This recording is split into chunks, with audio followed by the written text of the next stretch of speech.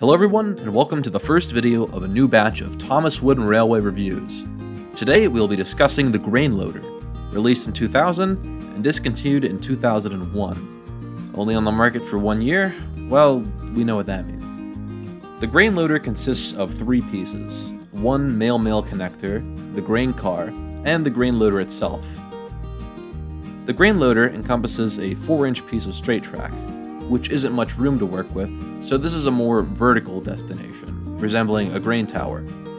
The Grain Loader isn't as tall as Cranky the Crane, but it still towers over the engines. The main function of this item is that the grain car can be pushed under the chute, and then you turn the knob to load the grain.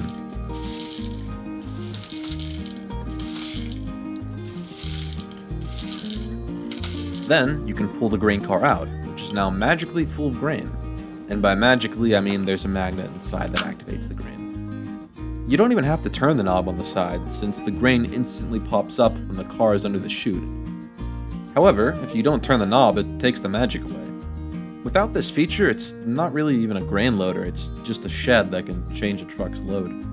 The function works well and doesn't appear to ever get clogged, and if it does, you can just flip it over, shake it a little, and then keep turning the knob. The detail on this piece is pretty good. I love the black lines wrapping around the building, making it look like planks of wood in my opinion. The white stands out and works really well with the green and red. There's a red door and several windows on the building with green frames and some ivy on the sides wrapping around the back. There's also some stonework on the bottom as well, and there's a tree, some flowers, some sheaves of wheat, and even some chickens. Lastly, there's this sign with a customized logo for the Sodor Grain and Feed. I gotta say, the detail on this thing is great. Also, the destination is mostly wood, with the only plastic being on the knob, this awning, and the grain chute. I really wish we could get nice looking Thomas toys like this nowadays. Now let's take a look at the grain car. It's on bogies, which is a very rare thing for trucks and coaches. The grain car is entirely plastic, which is fine by me. It's painted green and has simple details. As shown before, when the grain car goes under the chute, it becomes filled with grain due to a magnet. The grain itself is all plastic and is simple, but it looks nice. To reset it, push the grain over and it'll lock into place. When closed, we see the lid of the grain car, which is all plastic as well. It has some nice detail, kind of looking like the side of a troublesome truck. I really like that you can have a full or empty grain car.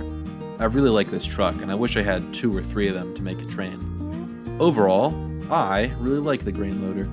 I remember playing with it in a store as a kid, and I've wanted it ever since, but couldn't find a good price until recently. However, not everyone appreciates it like I do, as it was only on shelves for 1 year. However, the Grain Loader was actually available in the Lift and Load set, which lasted all the way up until 2009, making this item exclusive to a set and even more desirable. However, it clearly wasn't desired since it was discontinued so soon. I guess a lot of kids didn't want to play with some random farm building. Heck, when the Lift and Load set was shown in a commercial with kids playing with it, they replaced the Grain Loader with Cranky the Crane, like they were embarrassed by it and had to get some better product instead. Talk about getting the short end of the stick, or the weed in this case. If you can find the Grain Loader with the grain car included for, say, around $30, I'd say give this piece some love and go for it. You can put it on your layout, use it in a story, or just use it as a background building, as a farm building, or if you rotate it a certain way, just some 2-story building. Plus, you get the grain car, which would look good on any goods train in my opinion. That's all I have to say about the Grain Loader though. Stay tuned for more reviews to come. Thank you all for watching, and I hope to see you again soon.